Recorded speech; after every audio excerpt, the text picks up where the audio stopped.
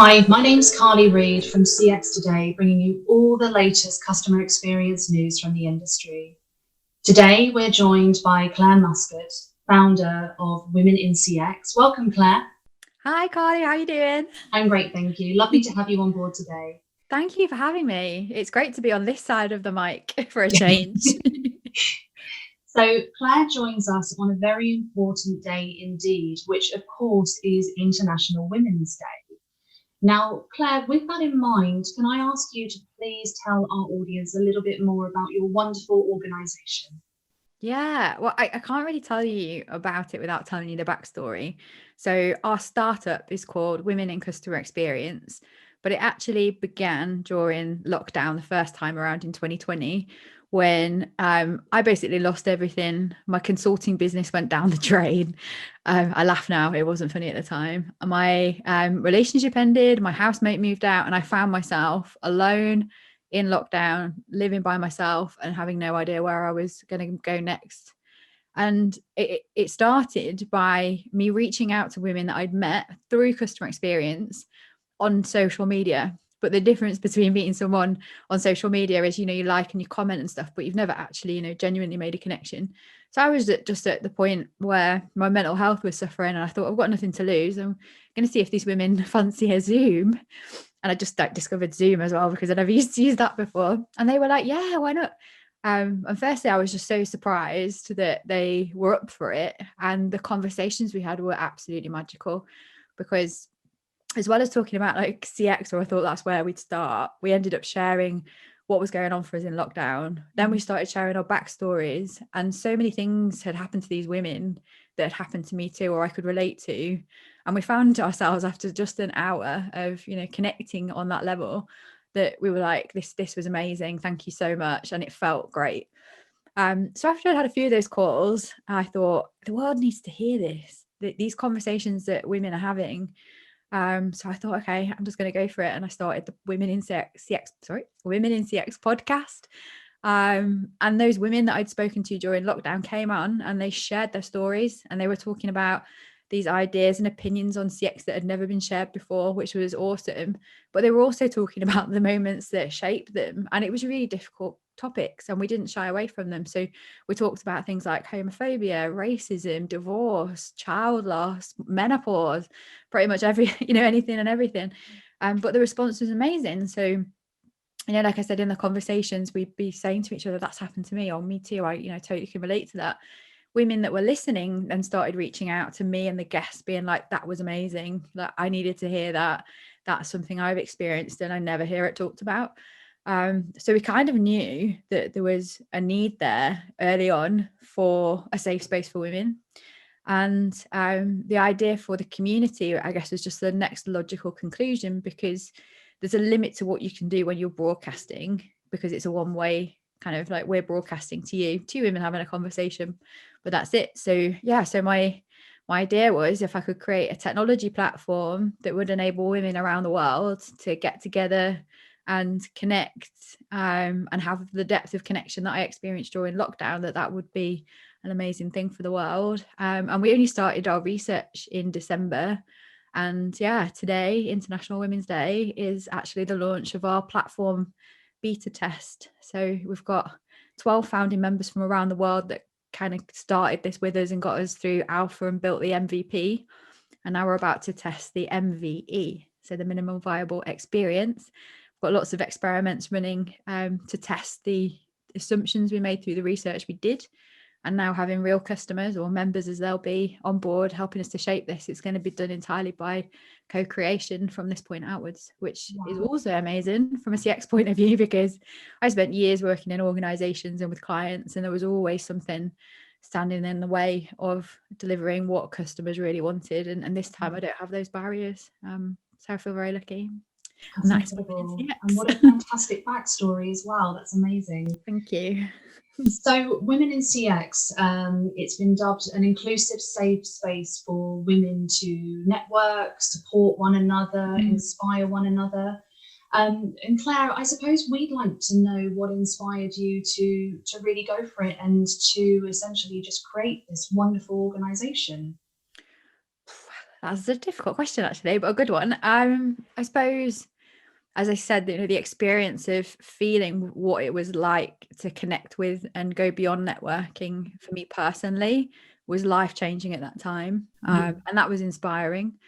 The women that I've met and the vulnerability that they shared and their desire to want to help other women is the most inspiring form of sisterhood I think I'd witnessed. And although the CX community is strong, like the CX sisterhood is even stronger. And I guess in the last 9 months, I was surprised at what I was able to tolerate with my resilience that I grew. And yes, it's a massive leap into the unknown. A startup in tech in a pandemic under such uncertainty is a huge risk, but I felt the courage with these sisters behind me to give it a go, because I believe when, not if, when this takes off and grows at scale, it's going to have a huge impact on the world. Absolutely. Brilliant answer. And again, we've discussed that today is International Women's Day, this fantastic, important, monumentous day. We can't do much in lockdown, obviously, but do you have any plans to celebrate International Women's Day? And also, Claire, what does the day mean to you personally? Yeah, so International Women's Day has been around for about 100 years. I didn't know this until one of my interns told me. But it's all about celebrating the achievements of women. And this year, there's a hashtag that's Choose to Challenge. And that's about being able to call out gender inequality. So I have to say, this is pre-recorded a week before International Women's Day. On International Women's Day, we're launching our business. So Women in CX, that event for over 200 women, will be happening at 9 a.m. and 5 p.m. today. So yeah, you have to check in on Mikali and see how it went. But yeah, I think 2020 was a year of starting to call out a lot of inequality, not just in terms of gender, but what happened with George Floyd, the murder of George Floyd. Let's just call it what it is. The change in political power in the US. People stop standing for inequality, and I think that's a wave and a movement that we have to continue. And as a woman, as a white woman, I recognize that I face gender inequality, but my sisters who experience racism, homophobia, ableism, ageism, I need to support them too. So International Women's Day for me is celebrating the success and achievements of women. It is about taking hold of that challenge to call out inequalities and to not feel like we have to be apologetic about it or dance around these topics that we've been discussing on the podcast nervously. We need to get in there and be like, no, it's not okay. Yeah, absolutely. Inequality is not okay on any level. Thank you, Claire. Now, obviously the core of your work is about inspiring women. Do you feel that personally there's a shift in the way that society is dealing with inequality? Or do you feel that there's much more work to be done in recognizing this imbalance? There is so much work to be done. So I wrote a paper last week about why is there nothing written? Apologies for my email binging there. Why has there nothing been written about how to build communities for women? And when I looked into it, I realized because actually they don't get built by women, and there's very little evidence of it because it doesn't happen.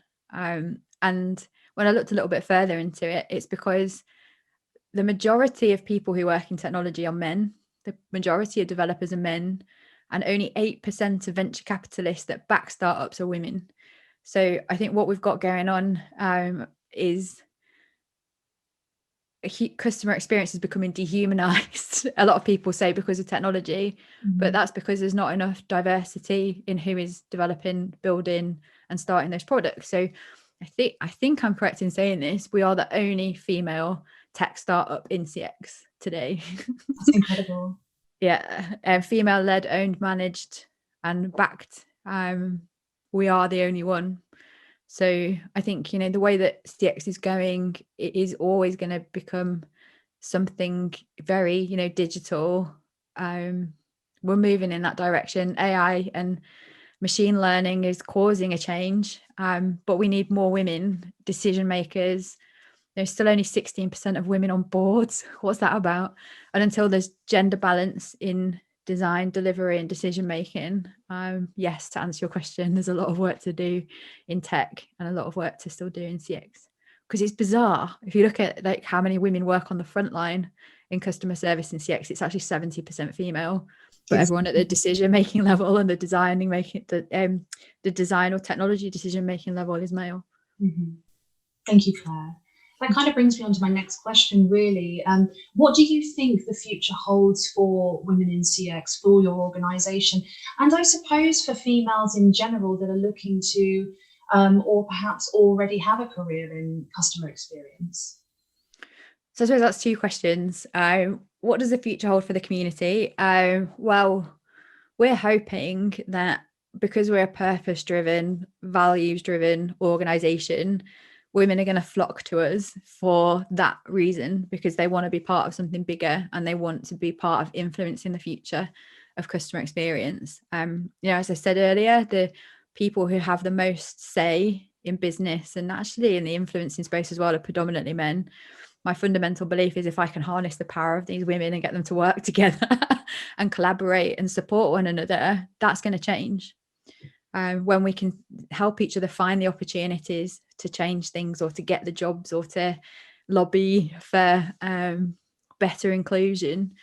So as well as providing personal, professional and mindset development alongside CX type subjects in our content, we're also working on sustainability outside. So for example, one of our founding members, Mandy, Sarah, if you're listening, is from South Africa.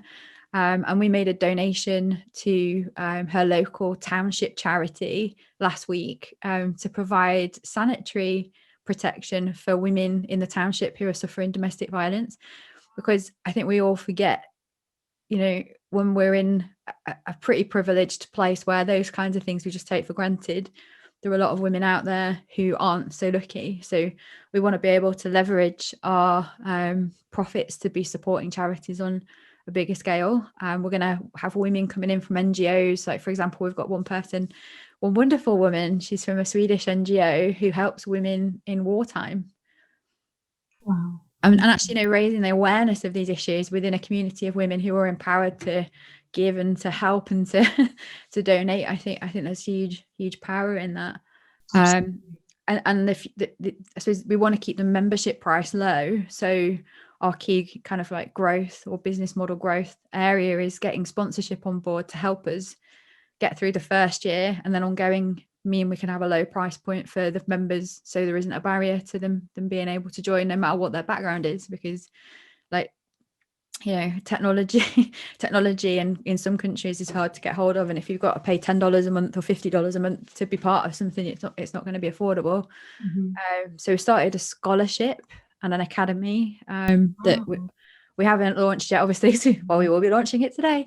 That means we'll be able to have outreach to countries that are less developed but have women with potential, to bring them into our fold. And again, the kind of revenue model, we're looking at how we can bring in corporate memberships so they can pay for a number of memberships for their women in business and be aligned with us, and we can create spaces within our community, our online platform, to give them access to all of our content, but also to be able to meet together and for their D&I agendas to support women and women in tech and women in CX. There's a real strong business case to do that. So overall, I guess the hope for the community is that it's going to grow rapidly, involve as many women as possible, be that inclusive safe space that we dream of today, be supported and backed by investment. And by empowering women, empowered women empower women. If we can empower women on their personal, professional mindset development, then we're going to be unstoppable. And the future of CX looks very different when you've got empowered women who've got all the skills that they need and the mindset to go out there and challenge. Absolutely. Brilliant answer. Thank you so much, Claire. And last question, what advice would you give women that are looking to branch into the big wide world of customer experience? Gosh, well, I'm going to age myself here, but I've spent 22 years in CX, and I started on the front line. I think probably I'll just say the International Women's Day message of challenging and calling out when you experience sexism or gender inequalities when you come across it, because I was always scared, like there would be bosses that would hit on me and say really inappropriate things. It happened with a client recently who started making sexual comments on text to me, and when I said no, I don't want this, he withdrew the offer of work. But we can't allow it to happen just because we feel like we can tolerate it. Yeah. And I'd say like CX is a wonderful, wonderful place as a woman to be, because as women, we're naturally tuned into empathy and we're naturally tuned into emotion. And it's the number one thing that makes customer experience. Customers that with their subjective evaluation of the emotions they've experienced off the back of whatever we've done. So definitely persevere. Obviously, I'm going to say come and join the Women in CX community, and your sisters will support you too. But yeah, like I spent a lot of years not quite being myself, modifying my behavior to fit in with men, sometimes behaving a bit like them to fit in. And it's just not worth it. Embrace your femininity, be yourself, and call it out if you experience it. Sexism, that is. Great. Thank you so much, Claire. You're welcome. So sadly, that's all we have time for today. Special thanks to Claire for giving us some of our time today. Thank you again, Claire. Really appreciate that. You're welcome. It's great to be partnered with CX today to support women in CX too. So thank you. Oh, brilliant. Thank you so much. Claire, just quickly, should our viewers wish to get in touch with you to find out a little bit more about your wonderful organisation, what's the best way for them to do that, please? You just hit us up at our website, which is simply www.womenincx.community, and you'll find everything there. Thank you so much. Now, if you've enjoyed our special chat with Claire today, then please do share our video on social media. It's always greatly appreciated when you do so. And do also subscribe to our channel as well. So again, that's it from me. Again, thank you to Claire for joining us today. Thanks again, Claire. I'm really sorry my notifications just kept binging. Apologies to the audience. No problem at all. And my name's Carly from CX Today. Thank you for watching. Bye, everyone.